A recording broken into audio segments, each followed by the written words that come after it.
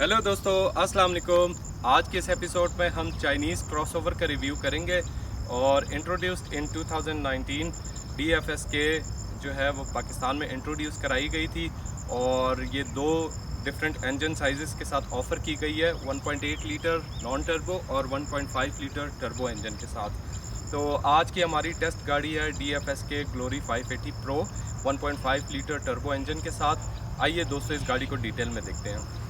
तो दोस्तों लुक्स की बात की जाए, फ्रंट फेशिया पे आप गौर करें तो इसकी हेडलैम्प्स में LED टेक्नोलॉजी का यूज़ किया गया है और इसका टर्न सिग्नल भी हेडलाइट के अंदर इंटीग्रेटेड है। इसके बाद इसकी इन्फिनिट स्टारलाइट डिज़ाइन में ग्रिल है जिसके सेंटर में DFSK का लोगो है।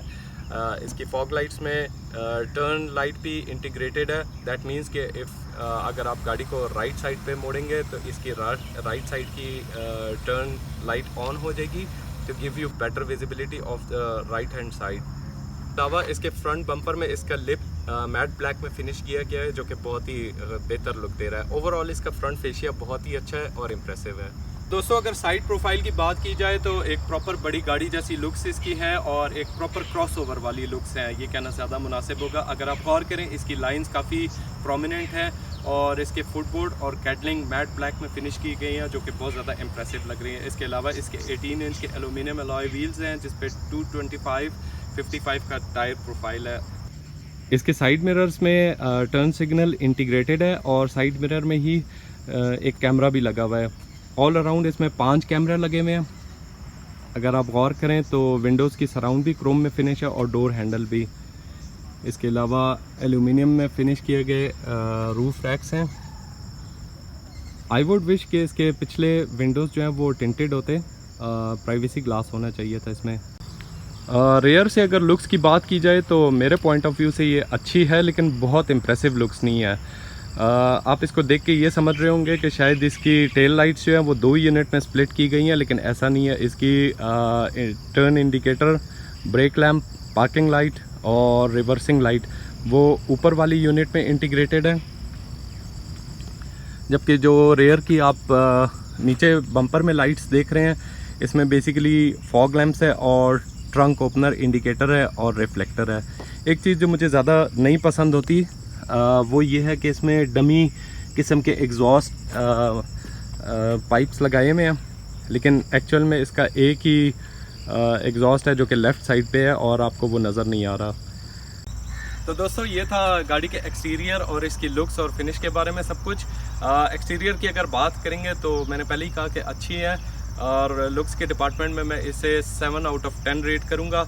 जबकि इसके एक्सटीरियर की फ़िनिश की अगर बात की जाए तो इसमें काफ़ी फ्लॉज हैं। इसके पेंट में काफ़ी जगह पे डस्ट है और कुछ जगहों पे वेवीनेस भी है जो कि नहीं होनी चाहिए। मेरे ख्याल में एक कार मैन्युफैक्चरर और आम वर्कशॉप के काम में फिर क्या फ़र्क रह जाता है अगर इस तरह की फ़िनिश वो हमें ऑफ़र करेंगे। तो फिनिश के और क्वालिटी के एस्पेक्ट से मैं इसे 5.5 से 6 के दरमियान रेट करूँगा। तो दोस्तों एक और इम्प्रेसिव फीचर इस गाड़ी का ये है कि अगर आपके दोनों हाथ इंगेज्ड हैं और आप गाड़ी की डिग्गी खोलना चाहते हैं, कुछ अंदर रखना चाहते हैं, तो जस्ट गाड़ी के करीब आइए।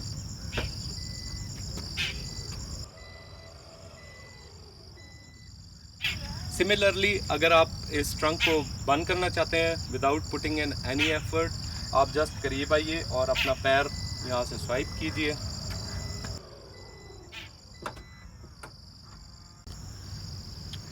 इसके अलावा यहाँ पे भी एक बटन है जिसके ज़रिए आप डिग्गी को अनलॉक कर सकते हैं, खोल सकते हैं,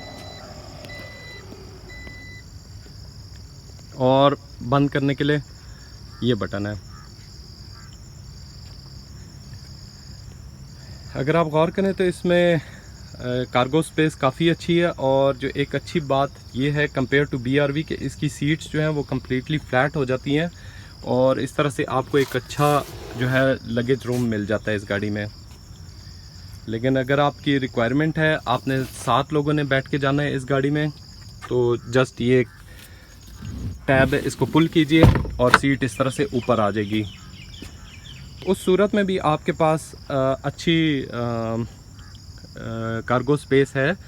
7 बंदों के लिहाज से काफ़ी नहीं होगी, लेकिन आप अपने बैग्स में थोड़ा सा सामान रख के ईज़िली इसको हैंडल कर सकते हैं। उसके अलावा इसमें एक 12 वोल्ट की पावर आउटलेट है और डिग्गी के लिए एक लाइट भी है। फिर इस कंपार्टमेंट में आप देखें इसका प्राइवेसी कवर भी है, जिसको आप उठा के फिट कर सकते हैं। इसकी स्पेस बनी हुई है और it all depends on your requirement.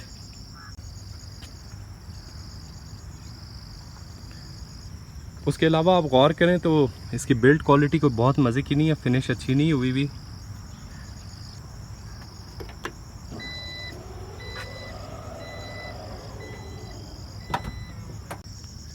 अब हम गाड़ी का इंटीरियर देख लेते हैं। आप इसे लॉक अनलॉक कर सकते हैं इस फॉब के ज़रिए, या ये फॉब आपकी पॉकेट में हो तो आप इसके हैंडल में लगे हुए इस सॉफ्ट बटन को प्रेस करें तो गाड़ी लॉक हो जाएगी और साइड मिरर्स फोल्ड हो जाएंगे। और सिमिलरली अगर आप इसको पुश करेंगे तो गाड़ी अनलॉक हो जाएगी।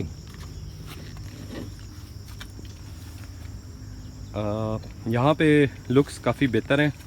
इसमें सॉफ्ट टच मटेरियल का यूज़ किया गया है और ये स्टिचिंग वाइट कलर में की गई है, ब्राउन के ऊपर ये बहुत ज़्यादा सूट कर रहा है। ब्लैक और ब्राउन में इसको फिनिश किया गया है। इसके अलावा इसका क्रोम में फिनिश हुआ हुआ डोर हैंडल्स है और ये वुडन ट्रिम बहुत अच्छा लग रहा है इस पर।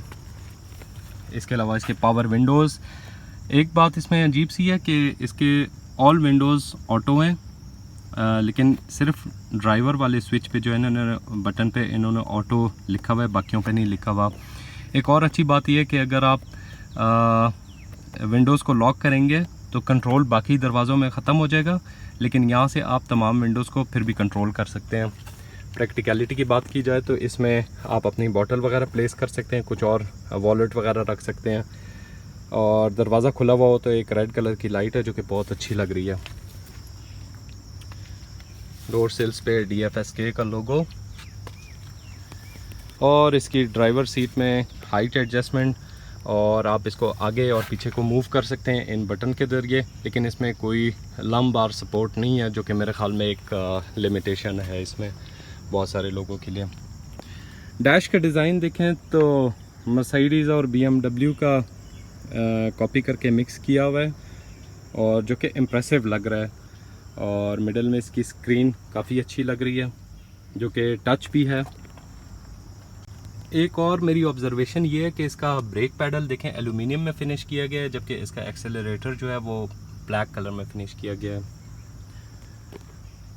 Power side mirrors with retractable functionality, आप इसकी हेडलाइट की हाइट को एडजस्ट कर सकते हैं और ट्रंक को यहाँ से भी खोल सकते हैं। ये है इसका 3 स्पोक स्टीयरिंग व्हील और इसकी साइड बोल्स्टरिंग आप देखें बहुत अच्छी है, तो दैट मीन्स कि इसकी ग्रिप अच्छी है। राइट साइड पे आप देखें इसकी मल्टी इंफॉर्मेशन डिस्प्ले स्क्रीन का कंट्रोल है जिसको अभी हम देखेंगे, और इसके अलावा इसमें क्रूज़ कंट्रोल की सेटिंग्स है, आप यहाँ से इसको सेट कर सकते हैं। लेफ़्ट साइड पे आप देखेंगे तो इसमें मल्टीमीडिया कंट्रोल्स हैं, आप यहाँ से मल्टीमीडिया को कंट्रोल कर सकते हैं। इसके अलावा इसमें ऑटोमेटिक हेडलैम्प्स हैं। और किसी का क्वेश्चन था मुझसे कि इसकी यहाँ पे क्या फंक्शनैलिटी है, बेसिकली ओनर का ही क्वेश्चन था। तो यहाँ से आप इसकी फॉग लाइट्स ऑन कर सकते हैं। एक दफ़ा आप इसको नीचे को मूव करेंगे तो फ्रंट की हेडलाइट्स ऑन हो जाएंगी, फॉग लैम्प्स ऑन हो जाएंगी। दूसरी दफ़ा आप नीचे को मूव करेंगे तो रेयर की फॉग लैम्प्स ऑन हो जाएंगी। सिमिलरली आपने इसको ऑफ़ करना है तो आप एक दफ़ा आगे को मूव कीजिए, रेयर की फॉग लाइट्स ऑफ हो जाएंगी, और दूसरी दफ़ा आप इसको मूव करेंगे तो फ्रंट की फॉग लाइट्स ऑफ हो जाएंगी। इसके अलावा इसमें ऑटोमेटिक वाइपर्स हैं, रेन सेंसर लगा हुआ है, और उसका इंटरवल भी आप यहाँ से कंट्रोल कर सकते हैं। रेयर वाइपर का कंट्रोल यहाँ से है। इसके बाद हम इंस्ट्रूमेंट क्लस्टर पे आते हैं, तो बहुत ही सिंपल सा है। आप इसको देखें, लेफ़्ट साइड पे आपका रेफ काउंटर है और राइट साइड पे स्पीडोमीटर है। सेंटर में एक मल्टी इंफॉर्मेशन डिस्प्ले स्क्रीन है जिसमें फ्यूल गेज और कूलेंट टेम्परेचर गेज इंटीग्रेटेड है, और सेंटर की इंफॉर्मेशन जो है आप वो चेंज कर सकते हैं इस बटन के ज़रिए। इस वक्त इसमें डिजिटल स्पीडोमीटर है, टायर प्रेशर मॉनिटर है, driving range with in the available fuel, और ब्राइटनेस आप कंट्रोल कर सकते हैं। And that's it. नीचे आप देखेंगे तो इसका ऑडियो मीटर है और ट्रिप मीटर है, जिसको ट्रिप मीटर को आप यहाँ से सेट कर सकते हैं। उसके बाद ये इसकी इंफोटेनमेंट सिस्टम है, जिसमें बहुत सारे फ़ीचर हैं। इसका सबसे अच्छा फ़ीचर ये है कि आप इसके साथ इंटरैक्टिव हो सकते हैं, और इस बटन को प्रेस कीजिए। Open the driver window. I missed what you said. What was that? Open the driver window. Sure. अच्छा, मैंने ड्राइवर विंडो का कहा है और इसने पैसेंजर साइड का विंडो खोल दी। प्रॉबली ये चाइना के उस पर डिज़ाइंड है, जहाँ पे लेफ़्ट हैंड ड्राइव गाड़ी होती है। इसके अलावा लेट्स से स्काईलाइट हम इसका ओपन कर लेते हैं। Open the Skylight. Sure.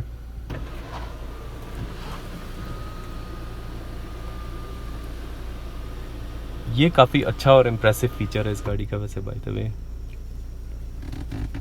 अब बंद भी करवा लेते हैं।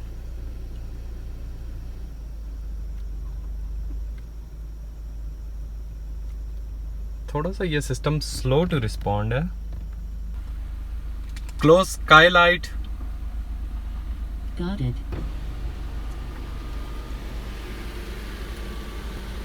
इसके अलावा इसमें ढेर सारे और भी फीचर हैं जिनको आप यहाँ से कंट्रोल कर सकते हैं। लेट्स से आप इसके DVR की सेटिंग कर सकते हैं, या हम जाते हैं मल्टी ड्राइवर में। अच्छा, यहाँ पे आप स्क्रीन में मूवीज़ वगैरह भी देख सकते हैं। ड्राइविंग के वक्त कभी भी नहीं देखनी चाहिए। एयर कंडीशनिंग की सेटिंग्स है, नेविगेशन की है। इसकी डिटेल्स में हम नहीं जाएंगे क्योंकि फिर काफ़ी लंबी हो जाएगी वीडियो।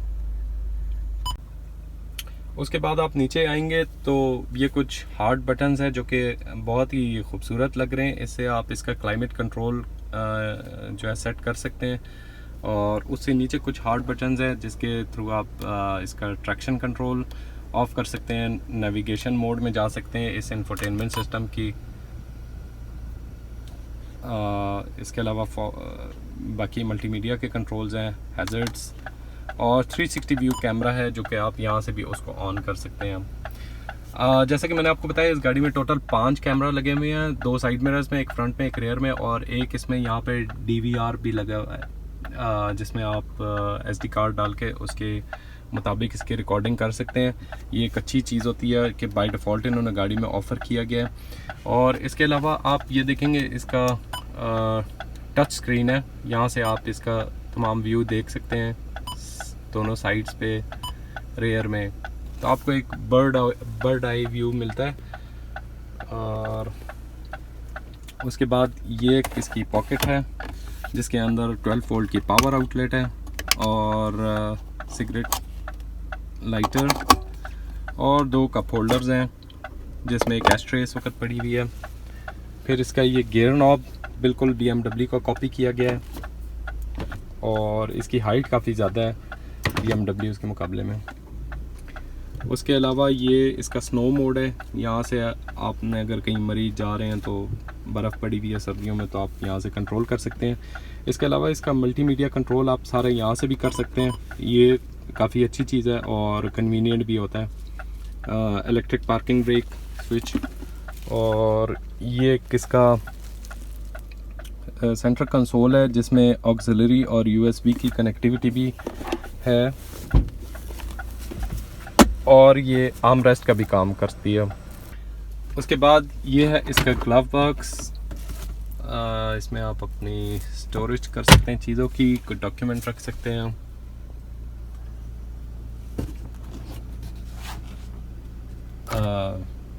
वैनिटी मिरर्स इल्यूमिनेटेड भी हैं, गुड। इसके अलावा आप इसकी सेटिंग्स कर सकते हैं, डोर के साथ अनलॉक करना, इसको टिल्ट कर सकते हैं। और ये एक सन ग्लासेस के लिए एक छोटा सा कंपार्टमेंट बना हुआ है, which is very good. Rear view mirror में कोई ऑटो डिमिंग वगैरह का फीचर नहीं है। अब हम पैसेंजर साइड को देख लेते हैं। पैसेंजर साइड पे भी दरवाजे में ये सॉफ्ट बटन लगा हुआ है हैंडल में, जिसके थ्रू आप इसे लॉक अनलॉक कर सकते हैं। इंटीरियर का डिज़ाइन और मैचिंग अच्छी है, वुडन ट्रिम इसमें बहुत इम्प्रेसिव लग रहे हैं। पैसेंजर सीट में भी इलेक्ट्रिक कंट्रोल्स हैं, और लेकिन इसमें लंबार सपोर्ट के अलावा हाइट एडजस्टमेंट भी नहीं है, जो कि मेरे ख्याल में एक बहुत इंपॉर्टेंट चीज़ है, होनी चाहिए, ऑफ़र करनी चाहिए। ओवरऑल डैश डिज़ाइन में आप गौर करें तो ब्राउन और ब्लैक और ये वुडन ट्रिम का कॉम्बिनेशन अच्छा लग रहा है, और इसमें ये स्टिचिंग भी काफ़ी अच्छी लग रही है।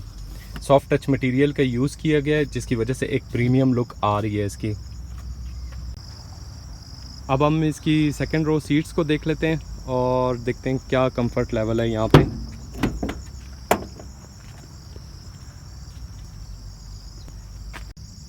सेकंड रो सीट्स में आप देख सकते हैं कि इसमें हेडरूम तो काफ़ी अच्छा है, डिस्पाइट द फैक्ट कि इसमें पैनोरामिक रूफ भी है, जिसकी वजह से हाइट थोड़ी सी कम हो जाती है, लेकिन ओवरऑल इस क्रॉसओवर की हाइट थोड़ी सी ज़्यादा है। फिर रियर सीट्स में लेग रूम की अगर बात करें तो वो आपकी रिक्वायरमेंट पे डिपेंड करता है कि आप अपना कंफर्ट लेवल कैसे सेट कर सकते हैं, क्योंकि इस सीट्स में फॉरवर्ड और पीछे मूव करने की फंक्शनैलिटी है, जो उसके मुताबिक आप अपनी कंफर्टेबल सीटिंग इजीली सेट कर सकते हैं अकॉर्डिंग टू द लगेज या लेग स्पेस रिक्वायरमेंट। इसके अलावा एक और अच्छी बात यह है कि इसमें रिक्लाइन की भी फंक्शनैलिटी मौजूद है। आप इसको अपनी मर्ज़ी के मुताबिक कहीं पे भी सेट कर सकते हैं जहाँ पे आप कंफर्टेबल होकर बैठना चाहते हैं। अगर आप लॉन्ग ड्राइव पे जाना चाह रहे हैं तो आप इस तरह कंफर्टेबल होकर बैठ सकते हैं। उसके अलावा इसमें सीट्स के पीछे भी पॉकेट्स बनी हुई हैं रेयर पैसेंजर्स के लिए। इसमें एयर कंडीशनिंग वेंट्स हैं और एक छोटी सी पॉकेट नीचे भी है। रेयर का फ्लोर जो है वो कम्प्लीटली फ्लैट है, आप देखें तो अगर आपको सेंटर में भी बैठना पड़ गया तो आप कंफर्टेबल होकर बैठ सकते हैं। फिर इसके दरवाज़ों में प्रैक्टिकलिटी है, साइड पे आप अपनी ग्लास की बोतल या कोई भी ऐसी ड्रिंक और छोटी मोटी कोई चीज़ यहाँ पे रख सकते हैं। इसके अलावा रेयर सीट्स में इसकी 3 सीट बेल्ट्स हैं, और अगर आप 2 बंदे बैठे हुए हैं तो इसमें आर्म रेस्ट भी है, जिसमें 2 कप होल्डर्स भी हैं। इसके अलावा 3 इसमें सीट बेल्ट्स हैं और 3 हेडरेस्ट हैं, और ये रेयर की सीट्स जो है आइसोफिक्स सपोर्टेड भी हैं, तो दैट मीन्स कि इसमें सेफ्टी का पूरा ख्याल रखा गया है। और एक और अच्छी बात यह है कि इसमें आप देख सकते हैं ऊपर के लाइट्स भी हैं, आप इसको ऑन ऑफ कर सकते हैं या डोर के साथ भी कॉन्फ़िगर कर सकते हैं, डोर हैंडल्स। अच्छा, अब हम थर्ड रो सीट्स में जाने की कोशिश करते हैं। लेट अस सी, इस सीट को आप इस हैंडल के थ्रू होल्ड कर सकते हैं और इसको आगे भी मूव करना पड़ेगा, लेकिन यहाँ से स्पेस कोई बहुत मज़े की नहीं है अंदर जाने के लिए बड़े लोगों के लिए। अच्छा, ड्राइवर साइड की जो रेयर सीट है उससे अगर आप ट्राई करेंगे तो जस्ट ये एक हैंडल लगा हुआ है, इसको आप पुल करके जब मूव करेंगे तो ये सीट ऑटोमेटिकली मूव हो जाएगी आगे को, और इस तरह से यहाँ पे बेहतर स्पेस है जिसके थ्रू आप अंदर जा सकते हैं गाड़ी में। थर्ड रो सीट्स की बात की जाए तो यहाँ पे आप देख सकते हैं कि इजीली आप फिट इन हो सकते हैं। मेरे जैसे छोटा बंदा हो तो हेडरूम जो है वो ठीक है, आप इसमें आराम से इजी होकर बैठ सकते हैं, और लेग रूम भी ठीक है। और इसके अलावा रेयर की सीट्स में 2 सीट बेल्ट्स भी ऑफ़र की गई हैं, और साइड पे 2 पॉकेट्स हैं, और आपका जिसमें एक जो है ग्लास होल्डर है। और इसके अलावा एक और चीज़ जो है वो ये है कि 2 हेडरेस्ट तो ऑफ़र किए गए हैं, लेकिन इस सीट में किसी किस्म की रिक्लाइन एडजस्टमेंट या आगे पीछे करने की कोई एडजस्टमेंट नहीं ऑफ़र की गई है, जो कि एक बहुत इंपॉर्टेंट चीज़ है। और इसके अलावा अगर आप पीछे बैठे हैं तो एक विंडो है जिससे आप बाहर भी देख सकते हैं। तो ओवरऑल मैं कहूँगा कि रेयर की जो सीट्स हैं ये बच्चों के लिए ज़्यादा सूटेबल हैं, और यहाँ पे बच्चे ही बैठ सकते हैं। हम अभी बच्चों को बिठा के उनका भी फीडबैक जानेंगे। बच्चों, आप पिछली सीट में बैठ के कैसा फील कर रहे हो? काफ़ी अच्छा है कि लेग स्पेस काफ़ी है, हेड स्पेस काफ़ी है, और जो मोस्ट इम्पॉर्टेंट और मज़े की चीज़ इस गाड़ी की है वो इसका सनरूफ है, पैनोरामिक सनरूफ, और गाड़ी काफ़ी लग्जूरियस है और मज़े की है। इसमें जितनी रोज़ हैं इसकी सारी बहुत कंफर्टेबल हैं, गाड़ी में बैठ के बहुत ज़्यादा मज़ा आता है। पैनोरामिक रूफ तो सब बच्चों को बहुत पसंद आएगा। जी, ऑफ कोर्स। अच्छा, जैसे कि मैंने पहले आप लोगों को बताया है कि इसकी ड्राइवर सीट आगे पीछे भी मूव हो सकती है और इसमें हाइट एडजस्टमेंट भी है, और इसके अलावा इसके स्टीयरिंग में टिल्ट की एडजस्टमेंट है लेकिन टेलीस्कोपिक एडजस्टमेंट नहीं है। लेकिन फिर भी आप अपने लिए एक comfortable driving seating position set कर सकते हैं अपनी ईज़ के मुताबिक। उसके अलावा आप देखें तो विजिबिलिटी इसकी फ्रंट विंडो से या साइड विंडो से अच्छी है और साइड व्यू मिरर से पीछे की व्यू अच्छा मिल रहा है। रेयर की भी विजिबिलिटी की बात करें तो वो काफ़ी अच्छी है, और उसके अलावा इसमें जो बर्ड आई व्यू मिलता है आपको इसके 360 डिग्री कैमरा से, तो वो एक बहुत हेल्पफुल फीचर है। इसके अलावा इसमें फ्रंट में रेयर में दोनों में पार्किंग सेंसर्स हैं जिसके थ्रू आप गाड़ी की पार्किंग नहायत ही ईजी हो जाती है। अब हम इस गाड़ी को ड्राइव करके देख लेते हैं और इसकी परफॉर्मेंस की बात करेंगे। तो सबसे पहले तो इसका टर्बो चार्ज इंजन है, लेकिन अभी ये गाड़ी बिल्कुल ब्रांड न्यू है तो मैं उस तरह से इसे पुश नहीं कर सकता कि रेड लाइन करके मैं देख लूँ। लेकिन ये कि जब टर्बो स्पूल अप होता है तकरीबन 2000 से ऊपर के RPM पे तो इसका टॉर्क बेहतर है।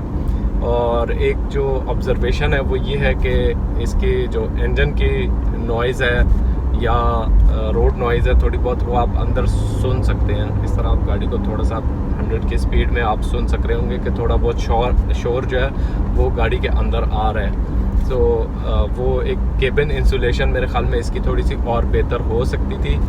आप इंजन की आवाज़ जो है ना इसमें अंदर तक आपको इंट्रूजन ना हो जो बाहर की नॉइज़ हैं उससे। उसके बाद हम आते हैं सस्पेंशन एरिया पे। सस्पेंशन को सॉफ्टवेयर एंड पे ट्यून किया गया है और उसकी वजह से इसकी सस्पेंशन इसकी जो राइड है वो क्वालिटी अच्छी है और एक कंफर्टेबल राइड है इस गाड़ी की। इसके अलावा एक और ऑब्जर्वेशन जो है वो मेरी ये है कि इसका ब्रेक की फील बहुत डिफरेंट है और इसमें स्पंजीनेस फील हो रही है मुझे।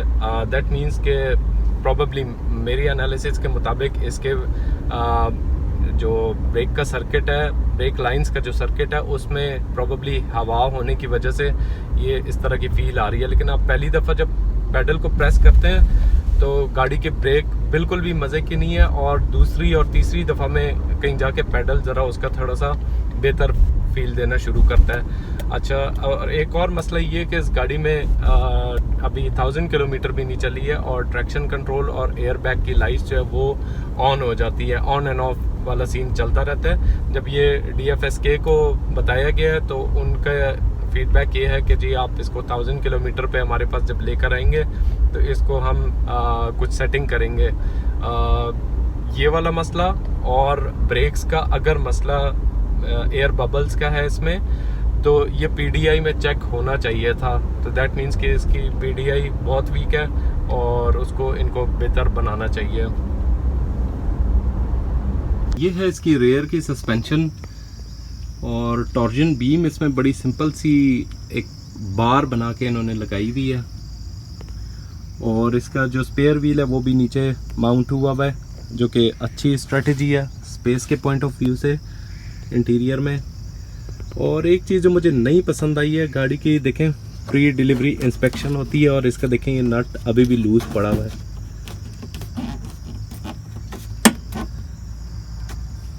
ये एक अच्छी बात नहीं है। फिनिश पे थोड़ा इन और फोकस बेहतर करना चाहिए। और ये इसका एग्जॉस्ट है जिसको हल्का हल्का सा अभी से ही रस्ट लगा हुआ है। इसके अलावा इसके गियर में टिपट्रॉनिक की फंक्शनैलिटी भी है। आप इसको मैनुअली सिमुलेट कर सकते हैं प्लस माइनस करके, लेकिन इसमें सिर्फ 4 गियर हैं जो कि आपको यहाँ पे डिस्प्ले भी होते हैं। बेसिकली 4 गियर नहीं है, 4 शिफ्ट पॉइंट्स हैं।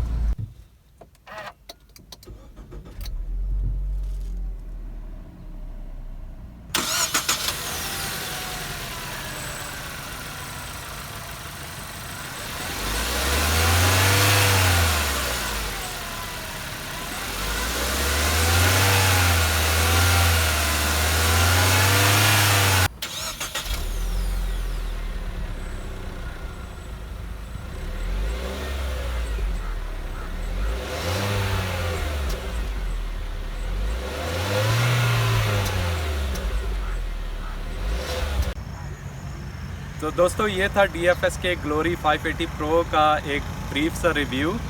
और प्राइस एट 4.6 मिलियन रुपीज़। सवाल ये पैदा होता है कि क्या आपको ग्लोरी को कंसिडर करना चाहिए जब आप गाड़ी ख़रीद रहे हो। डेफिनेटली आजकल बहुत सारी फैमिलीज़ की रिक्वायरमेंट है कि 7 सीटर व्हीकल होनी चाहिए, और 7 सीटर में लोकल मार्केट में आपके पास अवेलेबल ऑप्शंस में क्या है, होंडा BRV है, टोयोटा रश है और DFSK ग्लोरी है। इसके बाद अगर आप मिड साइज SUV पे जाएंगे तो आपको फॉर्च्यूनर को कंसिडर करना पड़ेगा, जिसकी प्राइस तकरीबन 10 मिलियन रुपीज़ है, तो उसको हम इसके साथ नहीं कंपेयर करेंगे। लेकिन इन 3 अवेलेबल ऑप्शंस में DFSK ग्लोरी के number of features, amount of space इस प्राइस पॉइंट पे जो अवेलेबल है, और बिल्ड क्वालिटी और फिनिश अगर आपका कोई बहुत बड़ा कंसर्न नहीं है तो I think it's a very compelling buy. इसके अलावा एक बहुत बड़ा क्वेश्चन है रिलायबिलिटी और ड्यूरेबिलिटी का, मेरे पॉइंट ऑफ व्यू से, जो कि इस वक्त नहीं आंसर किया जा सकता है और वो वक्त ही बता सकता है। तो आई थिंक कि उसके अलावा it's a very compelling buy. I hope कि आपने ये रिव्यू एंजॉय किया होगा और इसमें आपको कुछ ना कुछ यूज़फुल इन्फॉर्मेशन ज़रूर मिली होगी। अगर आपको ये वीडियो पसंद आई तो इसे लाइक करना और शेयर करना ना भूलिएगा। मोस्ट इंपॉर्टेंटली मेरे चैनल को सब्सक्राइब करना ना भूलिएगा। शुक्रिया।